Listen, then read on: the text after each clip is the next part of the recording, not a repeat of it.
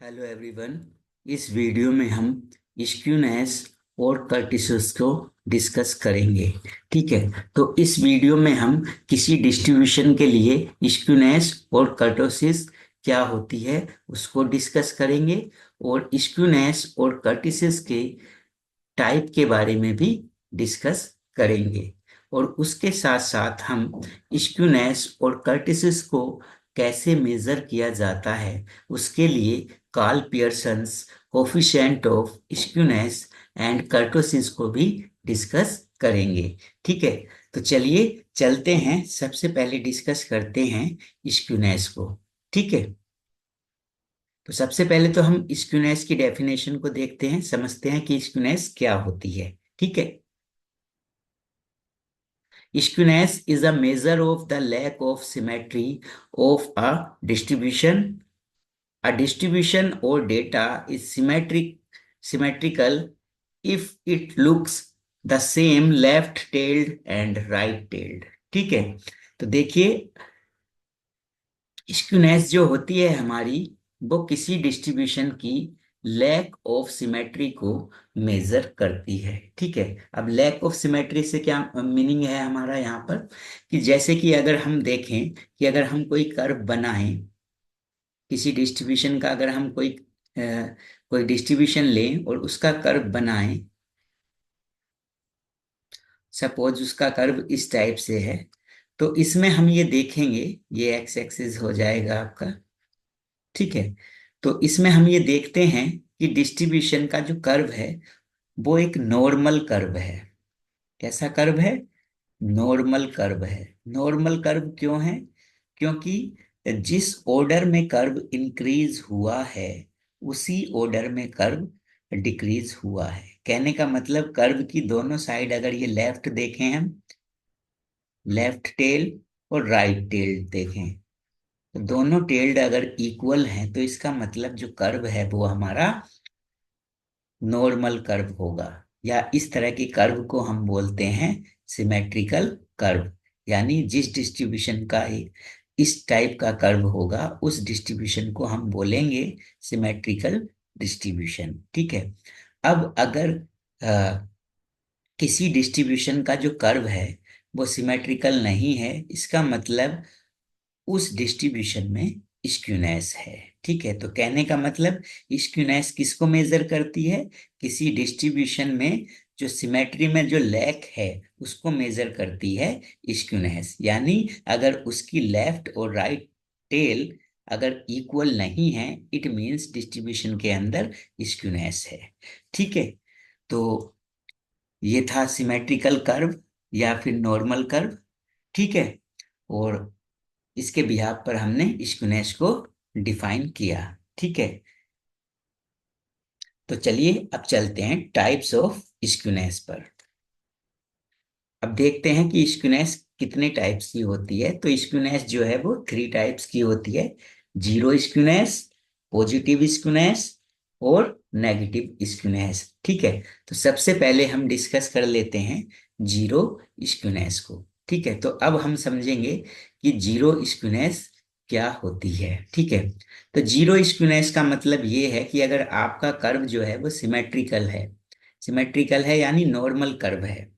ठीक है, अगर किसी डिस्ट्रीब्यूशन का जो कर्व है वो नॉर्मल है या फिर सिमेट्रिकल है, तो कहने का मतलब वहां पर जो स्क्यूनेस होगी वो जीरो होती है, और ऐसे डिस्ट्रीब्यूशन को बोलेंगे आप जीरो स्क्यूड डिस्ट्रीब्यूशन। ठीक है, it means if both tails of a distribution are equal then it is called zero skewed और सिमेट्रिकल डिस्ट्रीब्यूशन। ठीक है, और zero skewness mean equal to mode equal to median. ठीक है, तो जीरो स्क्यूनेस कब होती है? जब किसी डिस्ट्रीब्यूशन के मीन, मोड और मीडियन तीनों अगर इक्वल हो जाते हैं तो वो जो डिस्ट्रीब्यूशन होता है वो कैसा होता है?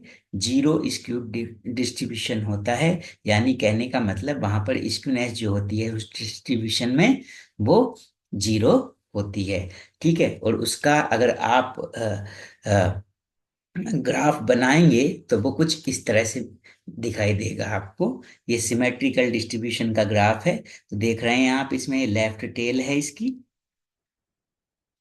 और ये राइट टेल है।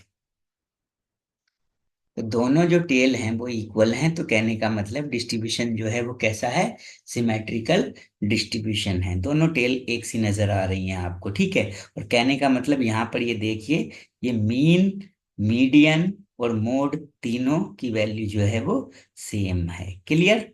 ठीक है। तो इस तरह का डिस्ट्रीब्यूशन होगा आपका सिमेट्रिकल डिस्ट्रीब्यूशन, और इसमें जो स्क्यूनेस होगी वो होगी जीरो स्क्यूनेस। ठीक है। चलिए अब चलते हैं पॉजिटिव स्क्यूनेस पर। तो सबसे पहले पॉजिटिव स्क्यूनेस की डेफिनेशन देख लेते हैं। If right tail is longer than left tail of a distribution, then it is called positive skewed or right skewed distribution. For zero for positive skewness, for positive skewness, mode is less then median and median is less then mean. ठीक है। तो देखिए, अगर कोई distribution हमारे पास ऐसा है कि जिसका अगर हम ग्राफ बनाएं, तो उसमें जो राइट टेल है वो लॉन्गर होती है किससे, लेफ्ट टेल से, यानी लेफ्ट टेल से राइट टेल बड़ी होती है। ठीक है। अगर हम बात करें ग्राफ की, तो ये है पॉजिटिव स्क्यूनेस। जो पॉजिटिव स्क्यूड डिस्ट्रीब्यूशन है उसका ग्राफ ये है। तो इस ग्राफ में अगर आप देखें, तो ये लेफ्ट टेल है और ये राइट टेल है। तो आप देख रहे हैं कि ये जो राइट टेल है इसकी लेंथ ज्यादा है किससे, लेफ्ट टेल से। तो कहने का मतलब यहाँ पर जो स्क्यूनेस है वो कैसी है, पॉजिटिव स्क्यूनेस है। और यहाँ पर जो मीन, मीडियन, मोड है, उनमें सबसे छोटा होगा आपका, सबसे जो स्मॉल वैल्यू होगी वो मोड की होगी। और मोड से जो ग्रेटर होगा वो कौन होगा, मीडियन होगा। और मीन जो है उसमें सबसे ग्रेटर होगा इन तीनों में। तो इस तरह का अगर कोई डिस्ट्रीब्यूशन है तो उसको बोलेंगे आप पॉजिटिव स्क्यूड डिस्ट्रीब्यूशन। और इस डिस्ट्रीब्यूशन में जो स्क्यूनेस होगी वो बोली जाएगी पॉजिटिव स्क्यूनेस। ठीक है। चलिए चलते हैं अब नेक्स्ट टाइप पर। नेक्स्ट है नेगेटिव स्क्यूनेस। ठीक है। तो नेगेटिव स्क्यूनेस क्या होती है, if left tail is longer than right tail of a distribution, then it is called negative skewed और left skewed distribution. For G for negative for negative skewness, mode is greater than median and median is greater than mode।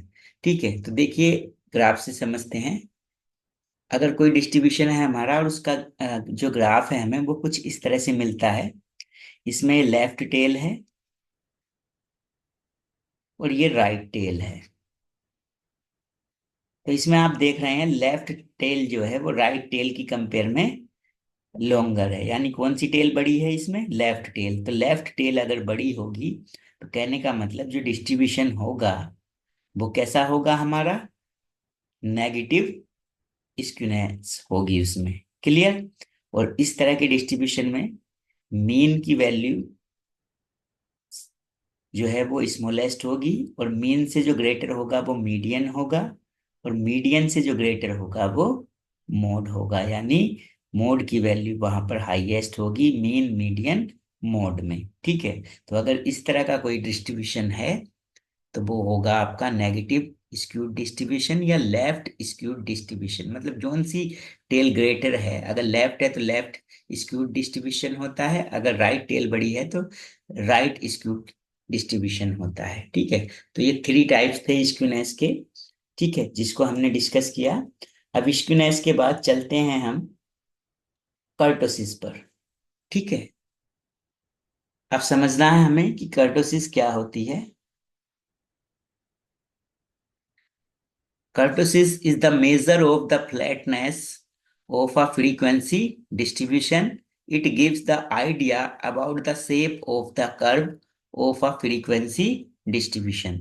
तो जो kurtosis होती है हमारी, वो किसको major करती है? वो किसी फ्रीक्वेंसी डिस्ट्रीब्यूशन का जब हम ग्राफ देखते हैं तो उसकी फ्लैटनेस को मेजर करती है। फ्लैटनेस मतलब उसकी शार्पनेस को मेजर करती है।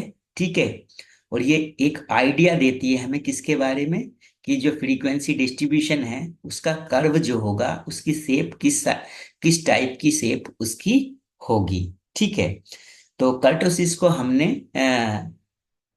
थ्री टाइप्स में डिवाइड किया है। फर्स्ट टाइप होता है इसमें मेसोकर्टिक, सेकंड होता है इसमें लेप्टोकर्टिक, और थर्ड होता है प्लेटिकर्टिक। और ये जो टाइप हैं ये किस पर बेस्ड हैं? नॉर्मल कर्व पर बेस्ड हैं। ठीक है। नॉर्मल कर्व मतलब सिमेट्रिकल कर्व पर बेस्ड हैं, जिसकी दोनों टेल इक्वल होती हैं। ठीक है। क्लियर? तो चलिए चलते हैं अब टाइप्स ऑफ कर्टोसिस पर। तो इसमें फर्स्ट टाइप को देखते हैं। If beta two equal to three और gamma two equal to zero, then the curve is mesokurtic और नॉर्मल कर्व। देखिए अभी मैं बीटा टू और गामा टू को भी बताऊंगा, इस वीडियो में आगे आएगा। तो कहने का मतलब अगर बीटा टू की वैल्यू या तो थ्री है, बीटा टू की वैल्यू देख लीजिए आप, बीटा टू की वैल्यू थ्री है या तो, या फिर अगर आप बीटा टू से नहीं गामा टू से डिसाइड करना चाहते हैं तो गामा टू देख लीजिए, वो जीरो होना चाहिए। ठीक है। तो या तो बीटा टू थ्री हो या फिर गामा टू कितना हो, जीरो। तो तब उस केस में जो कर्व होगा वो कैसा होगा? मेसोकर्टिक होगा या फिर नॉर्मल कर्व होगा। ठीक है। और वो किस टाइप का होगा? इस टाइप का होगा, यानी नॉर्मल कर्व होगा। ये कैसा कर्व है? नॉर्मल कर्व है, मेसोकर्टिक इसको हम बोलेंगे। ठीक है। अब उसके बाद if beta two is greater than three और gamma two is greater than zero, then the curve is leptokurtic. अब अगर आपने देखा बीटा टू की वैल्यू अगर वो थ्री से ग्रेटर आ गई, बीटा टू की वैल्यू क्या आई? थ्री से ग्रेटर आई, या फिर आपने किसकी वैल्यू देखी? गामा टू की वैल्यू। तो गामा टू के लिए आपको जीरो पर फोकस करना है और बीटा टू के लिए थ्री पर। तो गामा टू देखा आपने, वो जीरो से ग्रेटर आया अगर, तो जो कर्व होगा वो लेप्टोकर्टिक होगा। यानी जो लेप्टोकर्टिक का मतलब क्या है? जो नॉर्मल कर्व है वो तो है आपका मेसोकर्टिक, ये तो नॉर्मल कर्व है। अब इस नॉर्मल कर्व से ज्यादा उसकी हाइट होगी अगर लेप्टोकर्टिक होगा तो कर्व। तो कहने का मतलब इस टाइप से आपको डिस्ट्रीब्यूशन का कर्व मिलेगा, मतलब जिसकी हाइट एक नॉर्मल कर्व की हाइट से ज्यादा होगी। यानी उसमें जो पीक्डनेस है, ये यहाँ पर जो फ्लैटनेस है वो ज्यादा हो जाएगी। क्लियर? तो दोनों में आप डिफरेंस देख पा रहे हैं, ये लेप्टोकर्टिक हो जाएगा। और ये कब होगा? जब बीटा टू थ्री से ग्रेटर होगा, या फिर गामा टू जो होगा वो जीरो से ग्रेटर होगा। क्लियर? अब चलते हैं थर्ड टाइप पर। If beta two is less than three और gamma two is less than zero, then the curve is platykurtic. तो अगर आपने देखा बीटा टू और उसकी वैल्यू देखी आपने, अगर वो थ्री से लेस देन है, या फिर आपने गामा टू देखा, तो गामा टू क्या है? वो जीरो से लेस देन है। देन जो कर्व होगा आपका डिस्ट्रीब्यूशन का वो कैसा होगा? प्लेटिकर्टिक होगा। और प्लेटिकर्टिक कैसा कर्व होगा? इस टाइप से होगा। यानी जो कर्व की जो फ्लैटनेस है वो बढ़ जाएगी यहाँ पर। कहने का मतलब उसकी हाइट जो होगी कर्व की, वो एक नॉर्मल कर्व से कम होगी। ये नॉर्मल कर्व है। ठीक है। लेप्टोकर्टिक में हाइट नॉर्मल कर्व से ज्यादा जाएगी और प्लेटिकर्टिक में इस टाइप की शेप आपको मिलेगी। तो ये जो कर्व होगा ये होगा आपका प्लेटिकर्टिक। और प्लेटिकर्टिक कब होगा? जब gamma beta two less than three होगा या gamma two less than zero. तो अगर जीरो से लेस देन है गामा टू तो प्लेटिकर्टिक, जीरो से ग्रेटर देन है तो लेप्टोकर्टिक, और अगर गामा टू जीरो के इक्वल है एग्जैक्ट तो नॉर्मल कर्व यानी मेसोकर्टिक होगा। ठीक है। तो कर्टोसिस को हमने इन थ्री पार्ट्स में डिवाइड किया हुआ है। ठीक है। चलिए अब बात करते हैं स्क्यूनेस और कर्टोसिस को हमने डिस्कस तो कर लिया, लेकिन स्क्यूनेस और कर्टोसिस को हम मेजर कैसे करेंगे? ठीक है।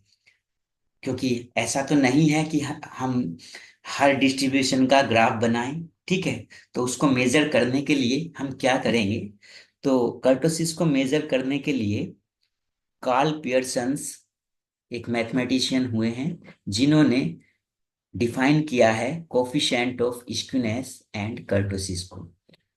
ठीक है, तो कार्ल पियर्सन्स का जो मेथड है स्क्यूनेस और कर्टोसिस को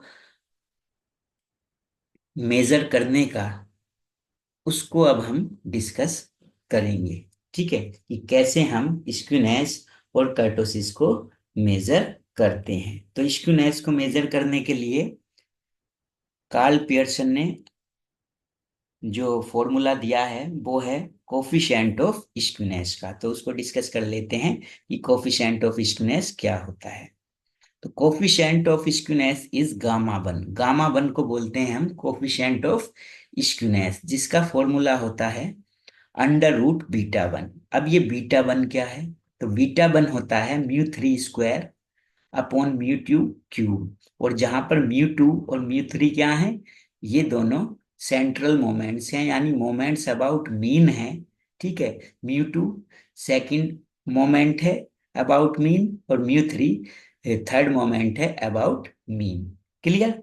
तो इस फॉर्मूले की हेल्प से हम किसी डिस्ट्रीब्यूशन में स्क्यूनेस को मेजर कर सकते हैं। ठीक है, अब चलते हैं कर्टोसिस को कैसे मेजर करना है। तो कर्टोसिस के लिए हम फाइंड करेंगे कोफिशिएंट ऑफ कर्टोसिस। तो कोफिशिएंट ऑफ कर्टोसिस जो होता है हमारा, वो होता है गामा टू, जो कि किसके इक्वल होता है, बीटा टू माइनस थ्री के। अब यहाँ पर बीटा टू क्या है, बीटा टू है हमारा mu four upon mu two square. और म्यू टू क्या है, सेकंड सेंट्रल मोमेंट है, यानी सेकंड मोमेंट अबाउट मीन है। और म्यू फोर क्या है, फोर्थ मोमेंट अबाउट मीन है। ठीक है, तो इन दोनों फॉर्मूलों की हेल्प से हम गामा वन और गामा टू की हेल्प से हम स्क्यूनेस और कर्टोसिस को किसी डिस्ट्रीब्यूशन के लिए मेजर कर सकते हैं। बस एक बात आपको याद रखनी है, वो क्या रखनी है, कि यहाँ पर mu one, mu two, mu three, mu four क्या है, वो मोमेंट्स हैं किसके अबाउट, अबाउट मीन है। ठीक है, यानी ये सेंट्रल मोमेंट्स हैं। ठीक है, तो इस वीडियो में हमने स्क्यूनेस और कर्टोसिस को डिस्कस किया और देखा कि स्क्यूनेस और कर्टोसिस कितने टाइप्स की होती हैं और उनको हम कैसे मेजर करते हैं। तो नेक्स्ट वीडियोस में हम इस पर कुछ प्रॉब्लम्स को डिस्कस करेंगे। आज की वीडियो में इतना काफी है। Thanks for watching.